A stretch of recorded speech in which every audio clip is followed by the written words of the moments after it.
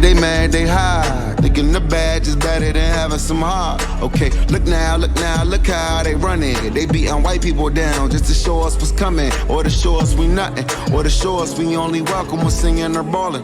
Just shut up and dribble.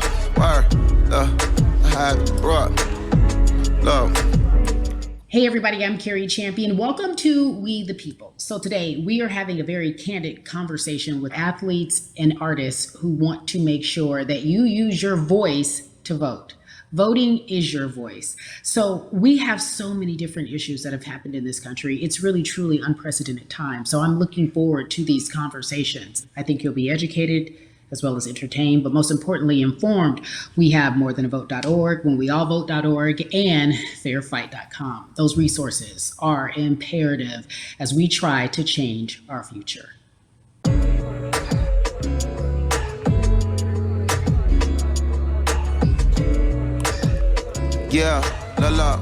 There's no way that we can talk about hip hop, or even the fact that we want to talk about activism, Black voter suppression, without bringing in this guy straight from Port Arthur, Texas. We are talking about Bun B. He is an activist, a scholar, and an all-around gentleman. Thank you so much for spending some time with us. Bun, I don't want to start heavy, but I guess I have to, because that's where we are in the world today. It's heavy as hell. And when you think about what needs to happen in this country in terms of change, what's the first thing that you think of? Equality. That's pretty much the first thing that comes to mind, right? Black people need to be seen as equals in this world. You know, we had to fight just to be recognized as a full citizen in this country and not 3/5. The world is now seeing what we've known for so long in the culture and in the community. The one way that we can fight is obviously voting. Talk to me about what voting means to you. I hear people all the time talking about one vote doesn't matter and that voting doesn't make a difference. If that's true, why do they work so hard to suppress the Black vote? Because they understand the power of the vote. And so it's time that Black people collectively also understand the power of their vote. And not just on a national level, because a lot of times we only have this conversation every 4 years. People need to be very much involved in their local politics. They need to understand who their elected officials are, where they stand on issues that affect you. And you need to use your vote to either support the ones that care about you and your condition, or to elect people who do. A newer initiative that we're dealing with is educating felons, right? So in the state of Texas, if you're a felon, right, if you've been to jail or to prison, but you're no longer on probation or parole, you have the right to register to vote. Another thing that was just brought to my attention, there's an initiative called Orange, which is happening not just in Houston, but all over the country. If you're in jail currently during pretrial, but you have not been convicted, like you're still in jail waiting for your day in court, you are still eligible to vote. And you said something so key. They work so hard to hope that we stay uninformed, but more importantly, to suppress the Black vote. If you could do one thing with this message that we're trying to send today about how important voting is, what type of images would you like our people to understand and see when they go to these polls and vote, or when they cast their ballots? I think the images that we've all seen, you know what I'm saying, for decades in this country, if not centuries in this country, we've seen Black people oppressed, we've seen Black people attacked. So every time you look back and you see those old black and white images of people of color being attacked by dogs and people of color being sprayed with hoses, that's what they were fighting for. Back then, they were just fighting for a chance to vote. People like Martin Luther King Jr., people like Malcolm X, these people died to help us be in a position to have the power that we have now, which is to be able to cast a vote and make a decision about the people that have controls over our lives. So, I mean, if you in your own community need a reason to vote, look at a person like George Floyd. If the people in your city are not open to police reform, are not open to having the conversation about defunding the police, are not open to issues concerning economic equality, judicial equality, and racial equality, right? If they're scared to say Black Lives Matter, you have the power to put people in those positions who do believe that Black Lives Matter, who do believe in racial equality, economic equality, judicial equality, That's right. right? That's right. Who see us as human beings. And if the people in your community don't feel that way, vote them out. It's that simple. It's just vote them out. We don't have enough time to sit around and hope that people change their minds. Yeah, Bun B, you point out something so important. We have the power. And that is in our vote, and that is with our voice, and that's how we use our voice. I think of where we are right now. People say this is a particular moment, but it is a movement, not just a moment, it is a movement. Why, in your opinion, was it George Floyd's death? Why was that the chosen brutality for people to say, oh my God, Black people are still oppressed in this country, and it is not fair? I think it's twofold, Carrie. In so many different encounters between people of color and the police, there simply is no proof of what happened in the interaction. And so what happens is in a court of law, it tends to lean towards the policeman's point of view, right? In this case, we saw very clearly what happened.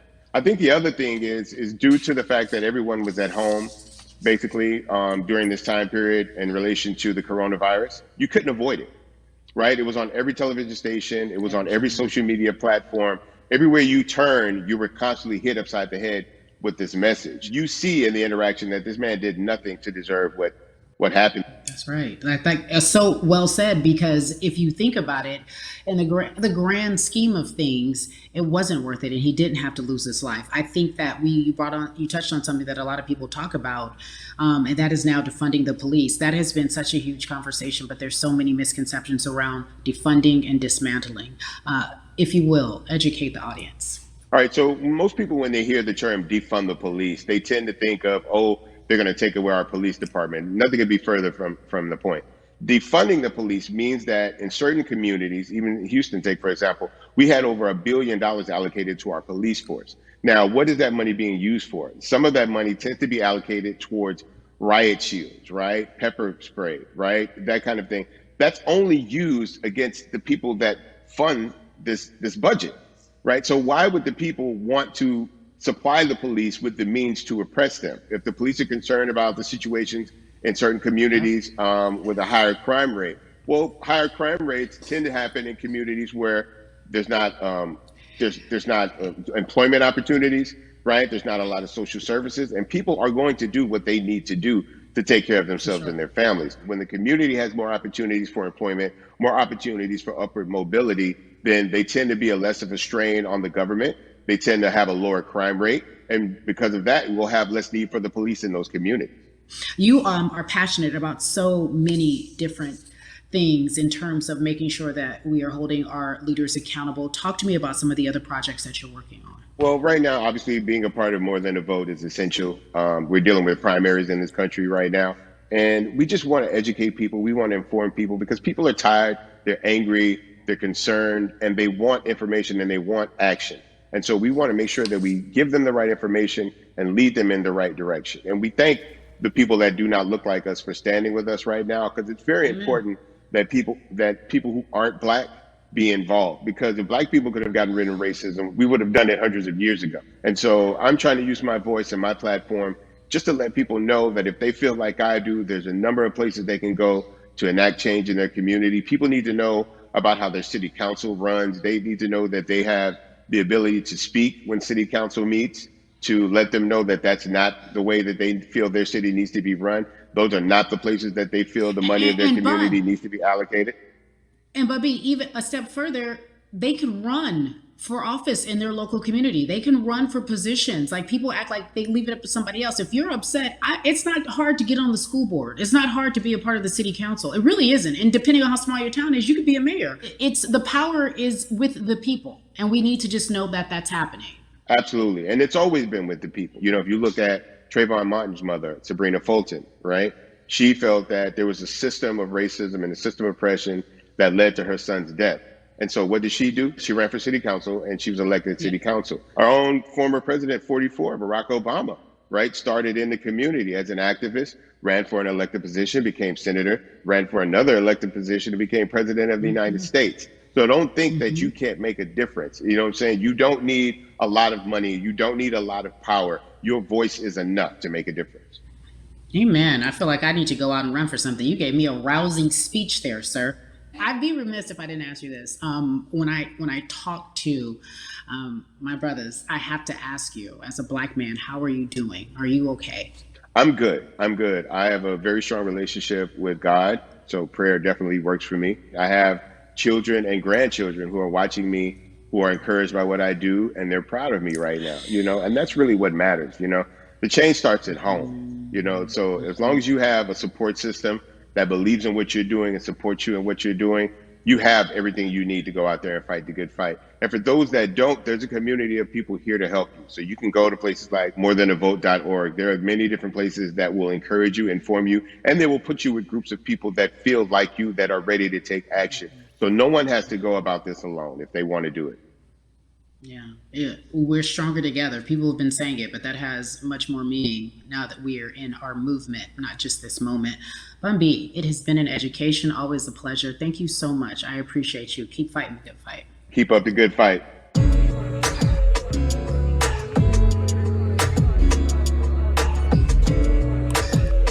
Yeah, la la.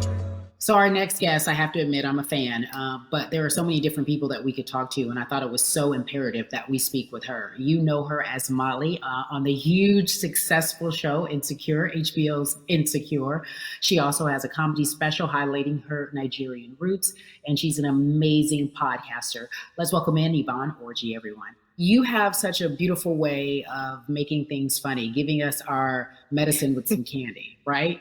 The humor and the healing. You bring all of that to your space. And right now, as you look across this country and how everyone is so broken and so upset, if it's not social injustice, it's the pandemic, it's depression, it's unemployment, the list goes on and on. How are you doing, quite frankly?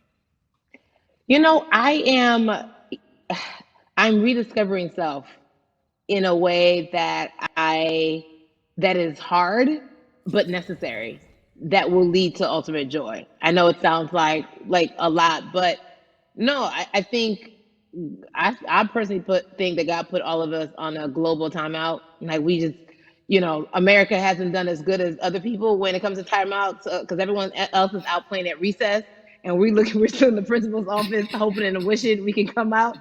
But I think that if we settle into the timeout and really learn the lesson that we're supposed to learn from this season, I think we'll emerge better. We'll learn how to play well with others in more ways than one.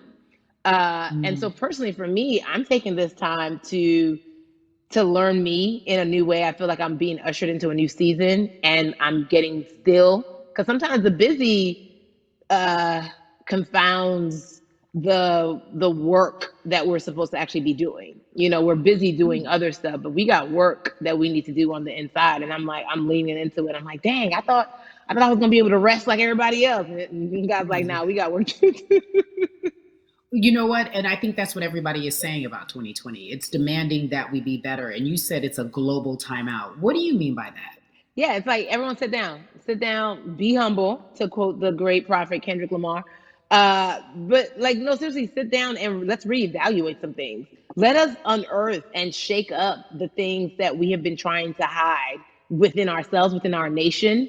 I think America is going through an unraveling right now, a much needed, a much necessary one. And I think all eyes on us, right? There is no, oh, I was on the subway for an hour, so I didn't miss that thing that happened. No, everybody was home. Everybody, you know, was watching when George Floyd died, and everybody, no one could hide it. Everyone was watching when Amy Cooper called the cops. Like, this is a time where it's like, oh, we can't pretend it away. We can't excuse it away. No.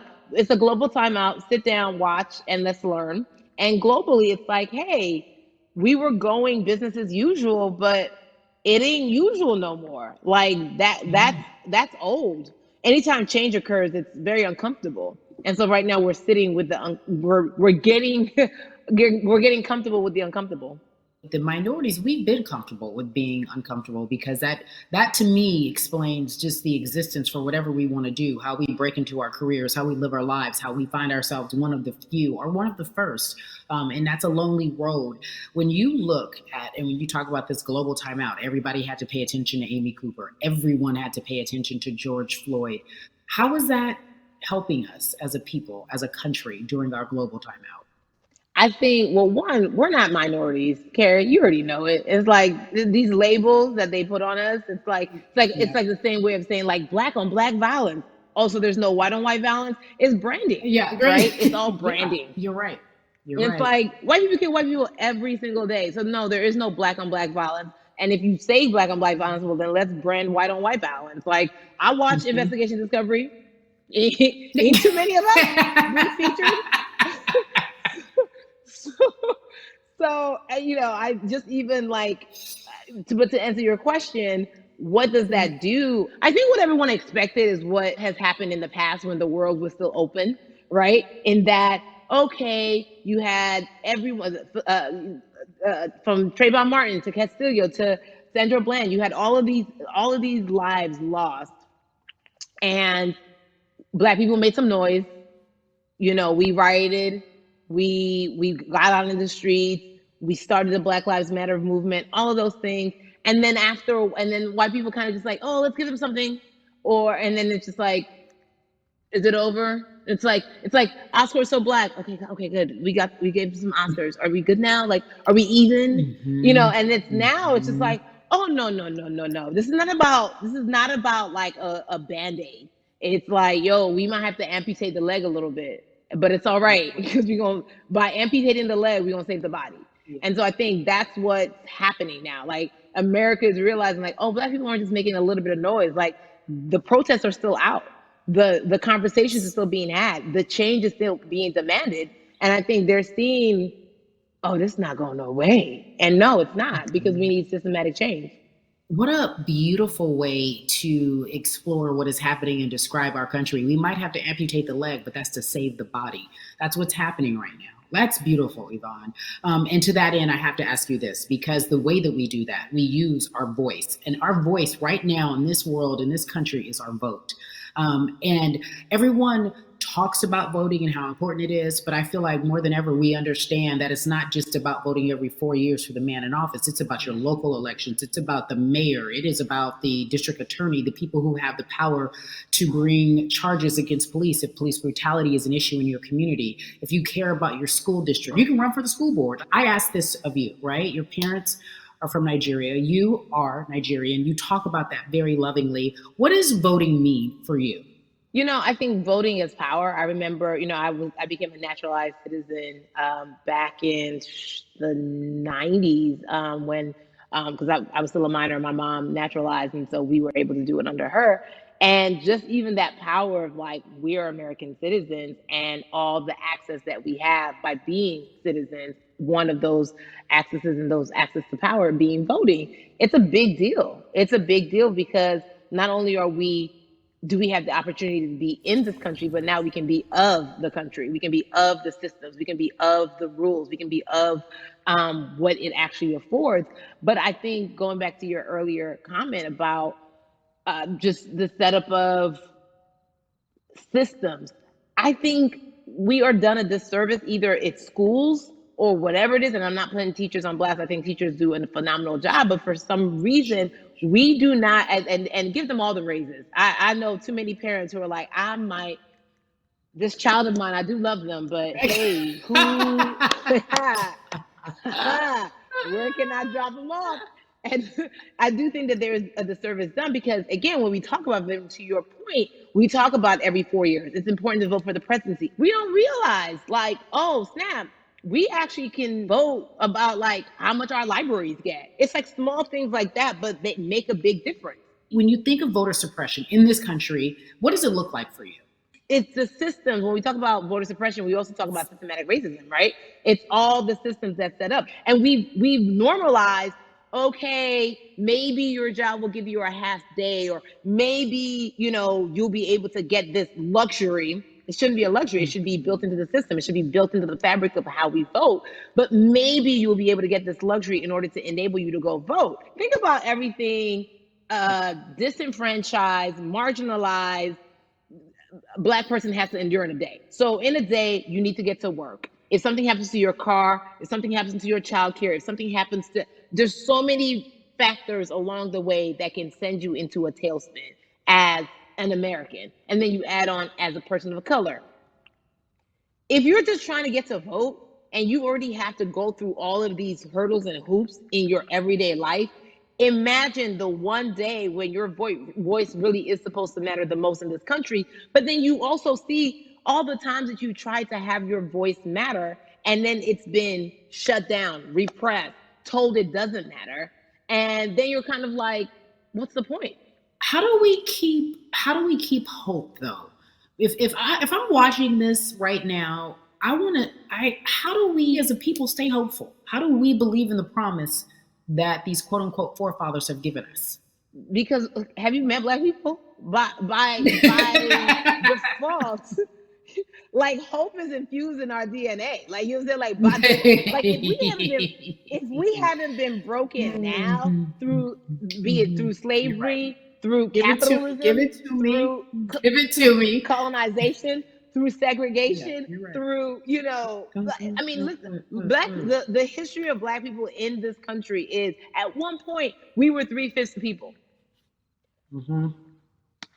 That was a written law. And look at us now. We are whole. We are black girl magic. We are black boy joy. We are, you know what I'm saying? What I think about in terms of giving us hope, right? We're making a lot of people nervous right now, Carrie. We're making a lot of people nervous right now because they're like, dang, we put all these obstacles in their way and these jokers are resilient. But that should give us hope. That should give us hope that like we can't stop, won't stop. I mean, I went to the school of Diddy, you know what I'm saying? Hashtag, bye, Harlem shaking it right now. We can't stop, won't stop. And I think that's our motto. We can't stop voting and we won't stop voting. We can't stop marching and we won't stop marching. We can't stop thriving and we won't stop thriving. To that end, because you led me directly there, I've been asking everyone who's appeared on this platform, what does activism look like? And I feel like back in the day, we had an idea. Yes, it is marching. Yes, it is protesting. Yes, it is speaking out against things that we feel are not right or unjust. But talk to me about what activism looks like for Yvonne Orji. Listen, activism, I think the beauty of activism is that it has many faces, right? You're going to have the people on the front lines. Like, you know what? Martin Luther King marched, but there were a lot of women who were in the homes like, hey, BT Dubs, when they come back, this is how we support all the people who are marching on the front lines. And we're going to be here doing what we know to do best here. And you know what? Somebody needs to bail them out of jail so now we need to be in the community, getting money or whatever it is. So it's like everybody has a position to play. And so play your position like a shortstop, bruh. So whoever you are and whatever you do, play your position. So activism could look like, you know what? I'm not the one that's built to be on the front line, but you know what? My pockets go deep. So I'm gonna support the people on the front line. I'm a comedian. Black joy is a form of activism. There's always a call for entertainers or celebrities that have the platform to do something. Why aren't you speaking out? I'm not a believer in thinking that it's mandatory. Like you said, everyone can be an activist and be activated in different ways. But talk to me about the connection. Talk to me about the marginalization in your world and how you feel like it even inspires you to say more and use your platform to do more.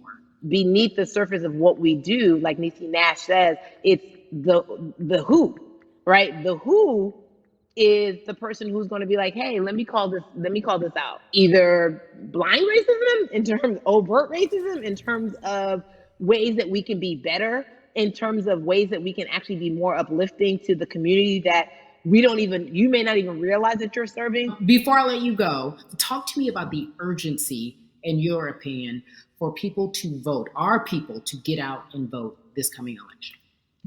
Yeah, I mean, guys, if you think you're tired now, I'm telling you right now, we cannot take this sitting down. We can't take this jokingly. I understand that it may be hard to figure out who to vote for,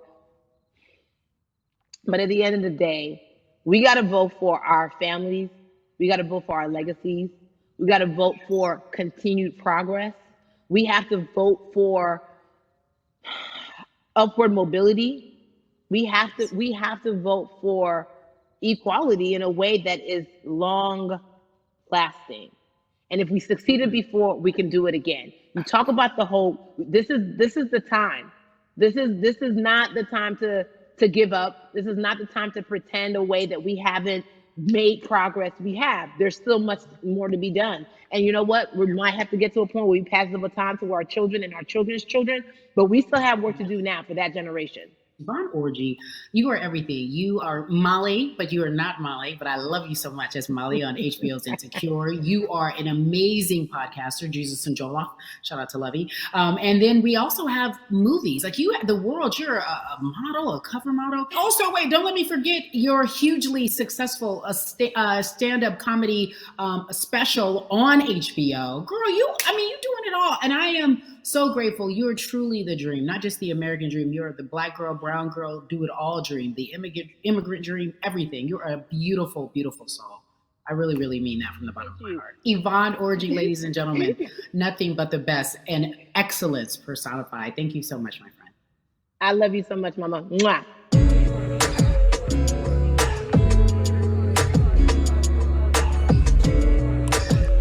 Yeah, la la. So Atlanta has been one of the hotbeds in terms of political unrest and social injustice. We've seen so much happen in that city, and we've also seen so much come from that city, including one of our very own founding fathers of the civil rights movement, and that's Martin Luther King Jr. But right now, we want to welcome in someone who has used his platform to talk about voting, to talk about racial injustice, and how he's trying to help. Atlanta's very own Russ joins us now on We the People. Russ, I'm not going to fan out and tell you what some of my favorite songs were that I listened to repeat on yours. We're going to get to the topic at hand. So we got to talk about, recently you did an interview where you shared your outlook on culture and music. And you also were very candid about the fact that you have a privilege and that it's necessary for you to give back. Tell everybody about what that means. It's very obvious, I'm white and I'm in Black culture and I'm benefiting financially off of it. So I feel like if you're a white person financially benefiting off of Black culture, you have to put finances back into Black culture. It's just that simple. The screenshots with your feelings, it just comes off like fake empathy because it comes off very dismissive and very oh, that sucks for y'all, but anyway, back to what I was doing. Have you felt that way always, or is it now because of the time of where we are in this country? I've always had the feeling. I think now it's just obviously elevated. It's a new level and there's new, it's to the point now where you can't, first of all, you can't not say anything. Second of all, though, I just think saying something isn't enough anymore. I think, if you have the ability to put money back into a culture that you're financially benefiting from, you have the ability to, you should. It's interesting that you talk about it in that way because some people do believe that silence is the best way to go because it's hard to talk race, especially if you're white and you're in the Black culture. People just feel as if they can't talk about it. They feel awkward. They feel as if they don't have the privilege or the voice or the words. How do you find yourself right now in terms of interacting with people when they want to talk to you about social injustice, police brutality? What's going on in this country right now? Well, first of all, picking and choosing whether you want to be silent or not about race, that's a privilege in and of itself. But no, I try to just do my best to listen to the Black people around me and the educated Black people I have in my life. So I do my best to not act like I have all the answers for everything, especially in a culture that I'm not from. But that's why when we decided to raise the money for Black Lives Matter organizations, when we raised $500,000, we got on the phone with some of the women who started Black Lives Matter. I got on the phone with Tamika Mallory. I was on the phone with Karen Civil and talking with my friends to make sure the money went to the correct places, and people who really need it. It's just about listening. That's all. It's about listening. Let's talk about that for a moment because the way I think of activism, for me, it looks very differently. It's not necessarily just protesting on the front lines. I think that's great. But what about being an activist in the way in which you have decided to be one? What inspired you? What did it look like? You said you raised money for Black Lives Matter. What did you do? Mm-hmm. Walk us through everything that you did and how you find yourself in this moment right now. So for me, it was 3 years ago, I had a string of festivals. And I decided that I was going to wear T-shirts with a message on them because I figured what better time to use a platform than in front of, a bunch of people. So one of the T-shirts I wore was, if you want to change the system, speak up, white silence is pro-racism, the whole thing. And it didn't really it kind of got swept under the rug back then. But, when all this stuff started happening again, and it's been happening, the police brutality against innocent Black people. I was like, man, I'm not the biggest artist in the world, and I certainly don't have the most white fans in the world, but I got a good amount of people that I can definitely mobilize and turn into some money.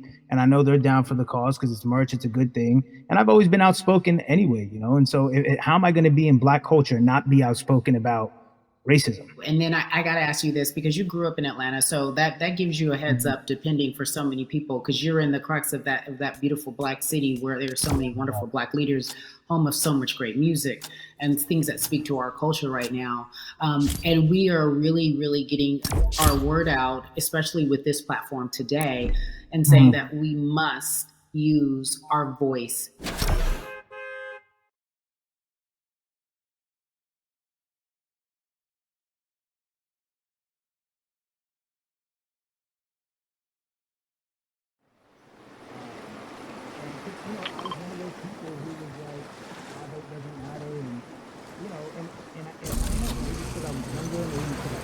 I don't know, but I just think that it's got to, you know, now this is a bit of a privilege to say it's got to a breaking point for me, because obviously it's been past the breaking point for Black people. But I think that as a whole, the young people need to get out and vote, because we're the ones that never show up.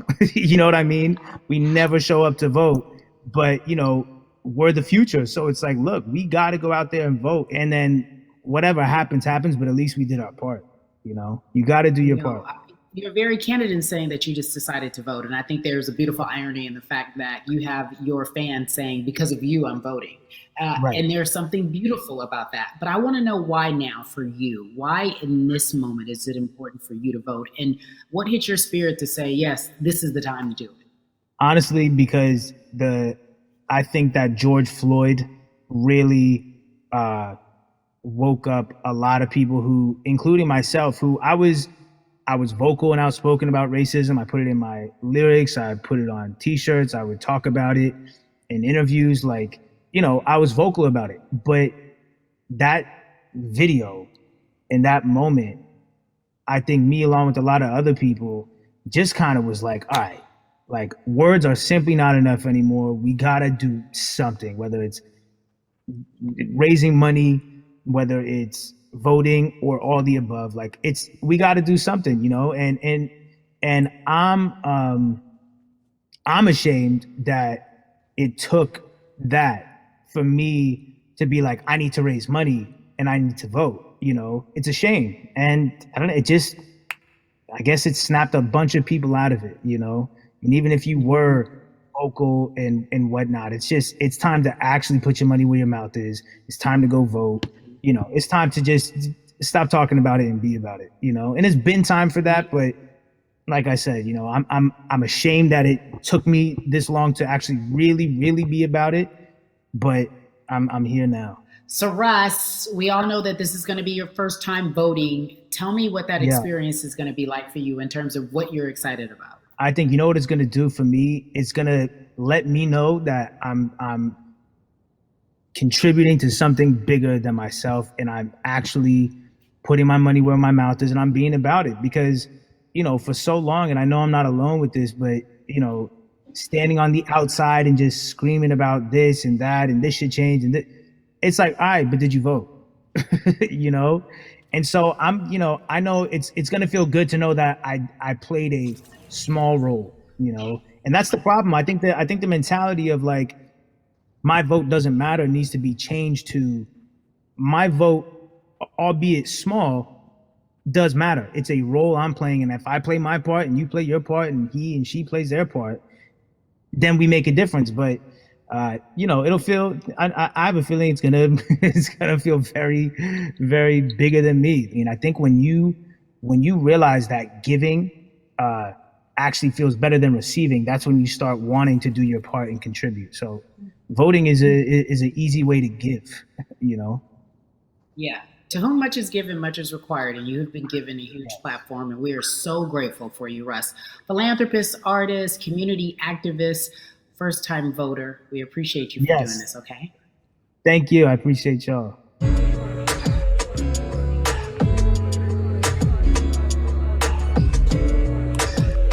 Yeah, la la. So, cities like Atlanta and Chicago have been at the forefront of the discussions, especially now in this country when we're talking about COVID-19 and systemic racism, as well as police brutality and what we can do in this country.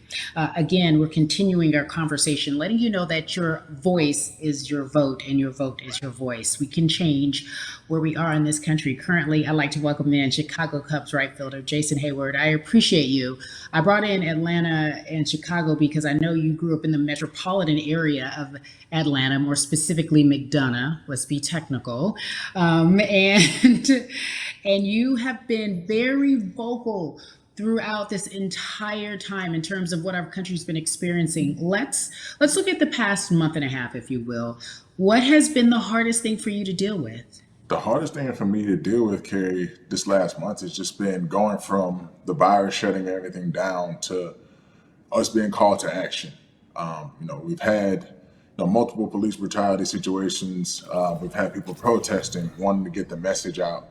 But I really realized that I need to be a part of the positive message and make sure that doesn't get lost in all the chaos going on, for people to actually hear from a reasonable, respectable person who cares about everyone involved. A reasonable, respectable person who cares about everyone involved, which leads us to More Than a Vote. It is a beautiful collective of Black athletes and artists. You are a part of that. Talk to me about why that's important for you right now on this, be a part of that collective.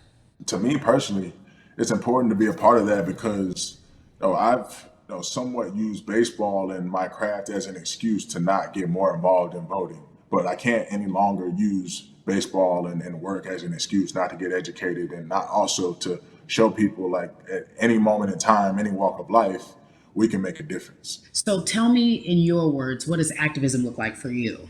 In my words, it looks like LeBron James, the biggest athlete right now on the planet, speaking up and breaking the ice for everyone. But I think for the first time, people see and hear from us. So now we have white teammates, we have other people speaking up and realizing, okay, like, this is how we go about doing this. And to me right now, social media, athletes speaking up, entertainers speaking up, like we're trying to do with More Than a Vote. You said something I thought was so key, because covering sports for so long, I know that it's tough for Black players specifically in Major League Baseball to talk about how they feel. Adam Jones did it in a very eloquent way early on, but there are very few that are vocal. You said you all were afraid. Why use that word, and why were you afraid? You was afraid because in 2019, there were 68 of us total. And there are 38 teams. There's 25-man roster on each team. There's a 40-man roster, which is on each team as well. And there aren't many of us. So we're outnumbered in that sense, but not always in a negative way when it comes to our teammates and our clubhouses. But to get to this point, you have to move a certain way. You got to be careful what you say. You can't ruffle feathers. You can't come off in any way. Much like other Black entertainers, much like yourself, probably having to live through life every day. But to get to the highest level, you got to button up. You got to be seen and not heard. So baseball is, like I said, it was time for us to try and speak up and make a difference and show it's okay to do so, because we can't be quiet any longer.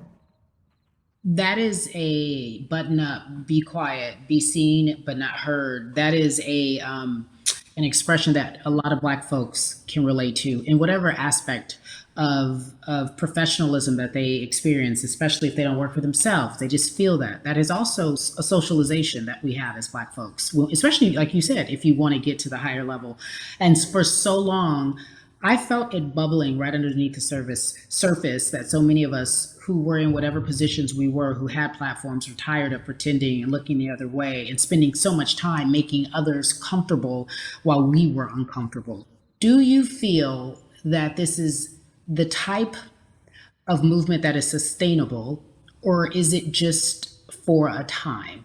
No, it takes everyone joining in on the conversation. And right now, I feel like more than ever, there is little things as possible to distract from bigger issues. And we saw on draft day, we saw our president, Theo Epstein, holding up the sign saying Black Lives Matter and wanting to include the rest of MLB in that. But now we're having those conversations as well. So I definitely think this is sustainable. And it's not always just going to be the popular thing to do. This is something that people want to get right because they know we care. Jason, you said you think it's sustainable, that what you're seeing, especially with your colleagues in baseball, that this can be something where you're feeling more comfortable, feeling more safe to share how you feel about social injustice and police brutality. What are you doing right now in this moment with your platform to help change how we look at voting and how to educate the culture and the community about voting? Well, first, what I'm doing, Carrie, is joining up with More Than a Vote and joining up with other athletes and entertainers to get that message out and use our platform in that sense as a group. And try to create a brand with this to make it something that's not just about the election coming, make sure that it's about people getting educated for years to come and figure out where to vote and how to vote. We've got people in different areas that cover different demographics and influence different areas of people. And as a baseball player, as a Black baseball player, I feel like now, like we talked about, is finding the time to show people that you can use your voice in this profession. You don't have to be afraid. And to me, that can help someone, help a kid growing up. He can see me, he can see other guys that were in the video we posted saying, hey, this is what they're standing for. They're speaking up for these things, and it's okay to want to play baseball. It's not lame. It's not something I have to be as afraid of as I was before. So I feel like that's my role in this. I have a younger brother as well. He's 24. He also plays baseball. So I've got to lead by example. I can't just always, come up with a good answer that sounds good on TV when I get asked a question on, what do we need to do to make changes. I'm joining up here to make sure that I take action and get educated myself. For one, so many people, I feel like in Atlanta, they're on the move. Or when you want to try to make a vote and try and cast your vote, you have to do it by mail. You have to sign up for the absentee ballot. Then you have to get another ballot in return. They have to send it back to you. Well, for me personally, they didn't send that back until it was too late, right? We didn't get it in the mail to the address that's an Atlanta address at my parents' house. We didn't get that in the mail until it was too late. And then from other friends and family that are still in Georgia right now, I just hear about them being held in lines too long and trying to get off work. And we know how it is for any family, but let alone a Black family in a city or in the suburbs trying to take care of their family and trying to provide for them. You try to get off work, and then you're like, wait a minute, you start looking at the clock. It's like, oh, this is not going to happen today, right? And so I saw, Mayor Keisha Bottoms, reach out via social media to people and say, hey, I'm going to address these issues right now. I need y'all to stay in line to cast your votes. Keep hanging in there. So to me in Georgia, that's what that looks like. Well, it's interesting that you even bring that up because there have been all these images specifically from Georgia, because that's such a battleground, where you see people, especially when it came to the primaries, doing whatever it takes. And this is real life voter suppression that you're talking about. It's been happening for decades. It's not fake. What you're saying, these examples of sending you your ballot too late after the fact or shutting down the polls at 6 o'clock while people still are in line, that's a real life issue. There needs to be some type of change. And I think that what we're doing right now is fair. But the idea of voter suppression, do you think that is well known, especially with folks, within the generation, your generation? I think it's known in our communities, right? I don't think it's spoke on enough. I don't think there's been enough light drawn to it. Bring it to light. Let people hear about it. Let people learn about what that looks like. And get more people to say, okay, look, like this is going to happen. We have to expect this, and we can no longer make the excuse. We can't say they didn't warn us. Jason, everybody knows, or it feels as if everyone knows that the time is now. America's paying attention to us. We have their eyes. We have their ears. If you look toward the future, what are you most excited about in terms of seeing a change? I'm excited about how fast the word is traveling. The word is being spread right now. The biggest athletes, the biggest icons, biggest entertainers are doing their part, but I'm also seeing people out there on the streets doing their part. When so many things got lost, could have very easily got in the commotion when it came to protests, and you saw rioting, you saw looting. People still stood their ground, and people still went out there and said, look, we're doing this for the right reasons. We're going to come together. We're going to use drones. We're going to use social medias. I feel like this is a new wave of getting things done the right way and just spreading the message. You're right about that. And you're right. People are spreading the word unapologetically. We out here. We doubling down. Thank you so much. I appreciate you. Right.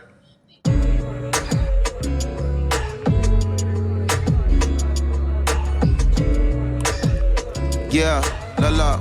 Hey, everybody. I am so excited to welcome a friend, a brother, family member, if you will, former colleague, NBA great, sports analyst, philanthropist. He does it all. And he's here to give us his time and his platform to talk about something that is so important, and that is voting. Everybody, welcome Jalen Rose to We the People.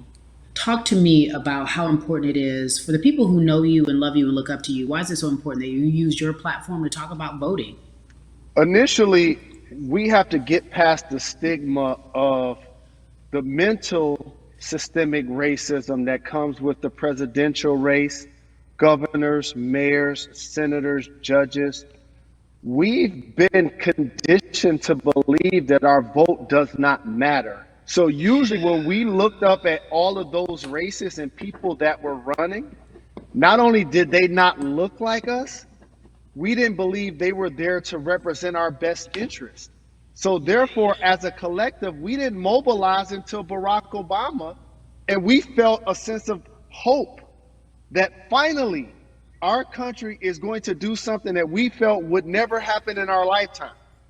And I remember being at the inauguration in 2008. I made sure I was there. And we voted. In 2016, we didn't vote, Carrie.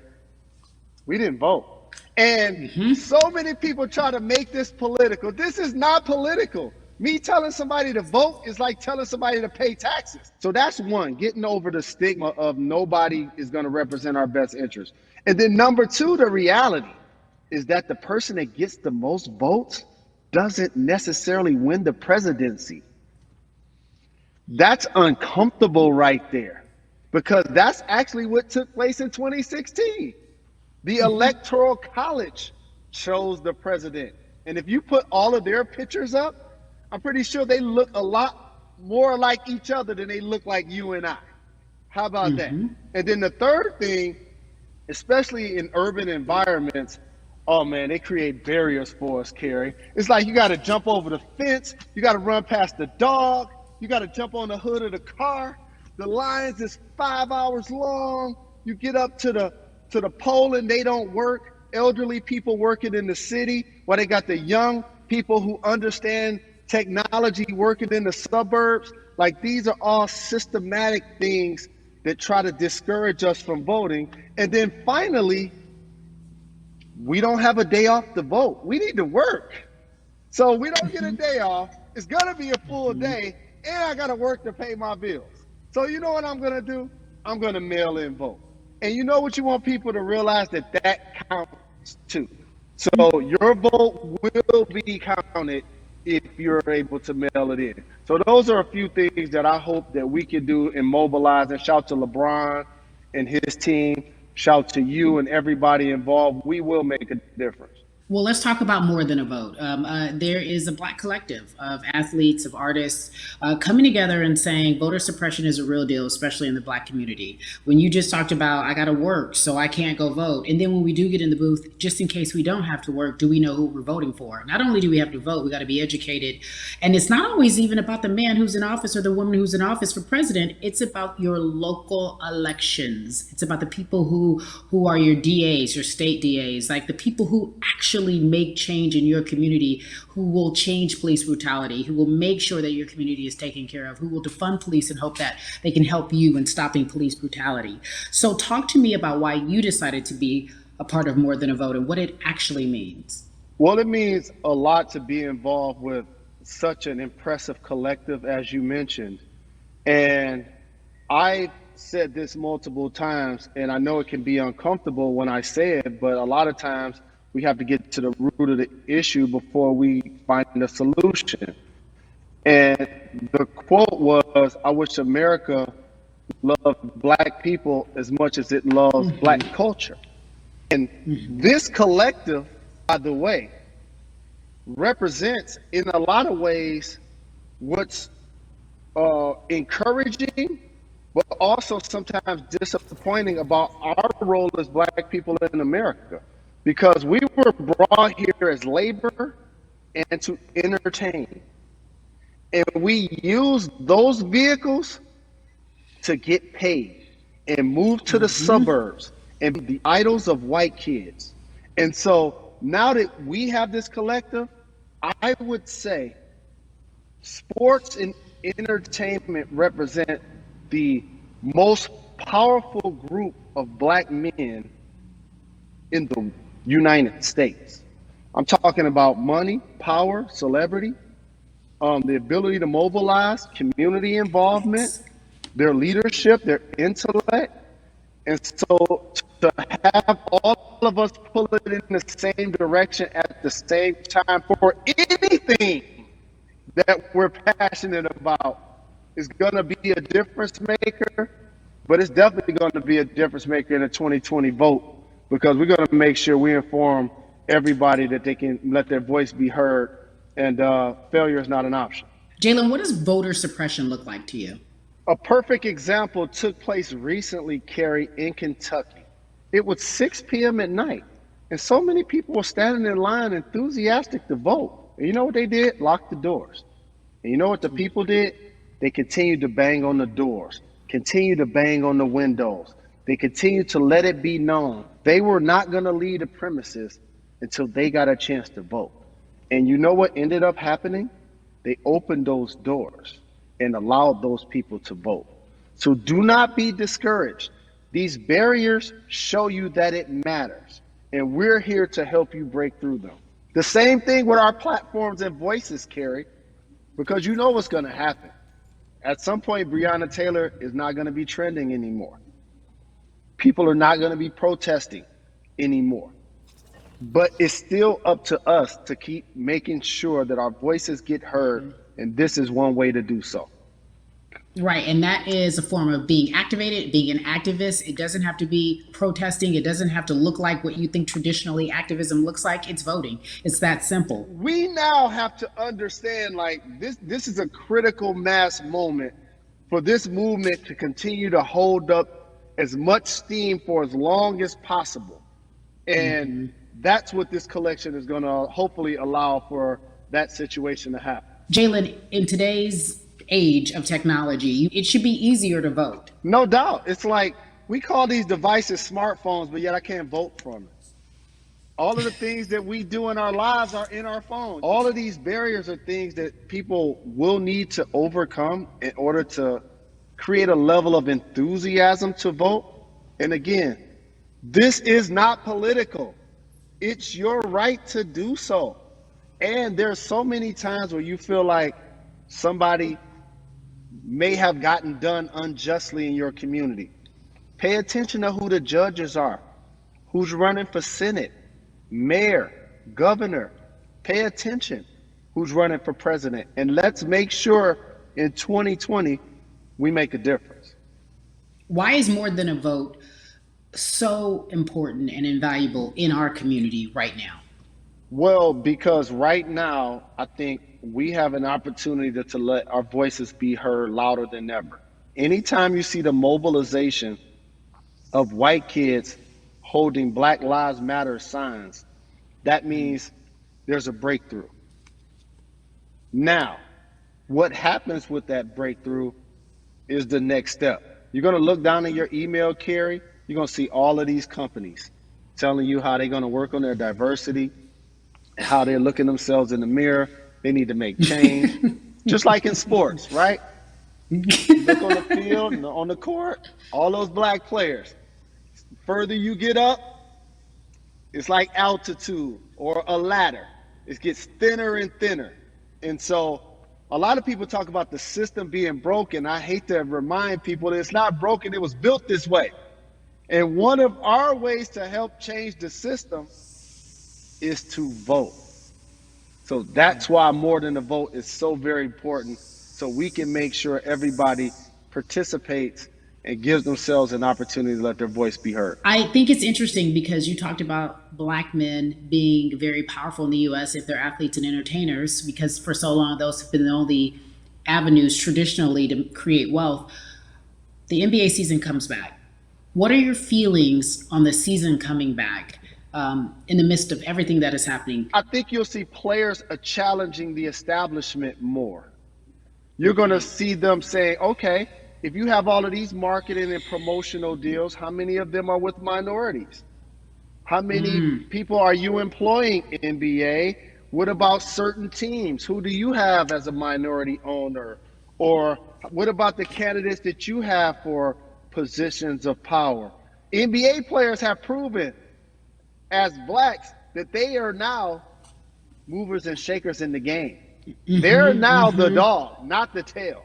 So if they decide not to play, some of the biggest social changes and conversations have taken place in sports that weren't during the game. Colin Kaepernick was before the game. The Ali Summit was a press conference. So they could mobilize if they chose to. But when and if you do play, challenge the league. Black Lives Matter on the jerseys. Continue to make sure that every time people are watching the game, they're also seeing the movement happen. Jalen, I appreciate you because you are always entertaining and informative at once. I really, truly am looking forward to the NBA season. Thank you for working with More Than a Vote because your voice, your platform, all of it is needed, my friend. Be safe, okay? Yes, ma'am. I love and appreciate you. One call away always. Thank you. Love you, brother. Love you too.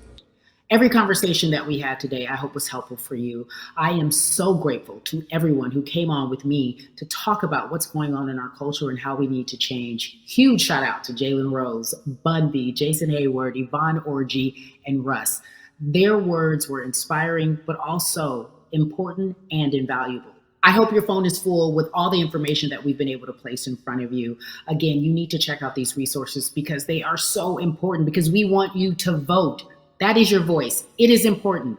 We, the people, want you to vote. So go to morethanavote.org, fairfight.com, and whenweallvote.org. Again, thank you so much for joining us and paying attention because this message, again, is invaluable. I'm Carrie Champion for We the People.